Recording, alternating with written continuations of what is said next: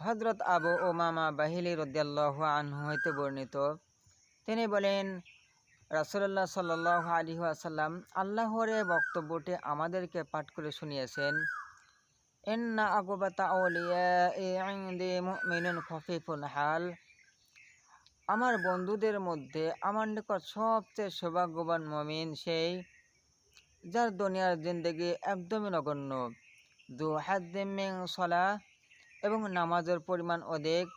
আহসানা ইবাদাতি রব্বিহি, উত্তমভাবে স্বীয় প্রভুর ইবাদতকারী। অকানা গামিদান ফিন্নাস, মানুষের মাঝে সে একদমই সুপ্ত, তার তেমন কোনো নামগাম থাকে না। লা ইউশারু ইলাইহি বিল আসাবি'i, যার কারণে মানুষ তাকে তেমন একটা মূল্যায়ন বা গুরুত্ব দেয় না। ফাআজিলাত মানিয়াতুহু, যার মৃত্যু হয় খুব দ্রুত। অকাল্লাত তুরাথাহু, এবং উত্তরাধিকার সম্পদ থাকে কম। অকাল্লাত বাওয়াকি, এবং মৃত্যুর পর কান্নাকাটি করার লোক থাকে কম।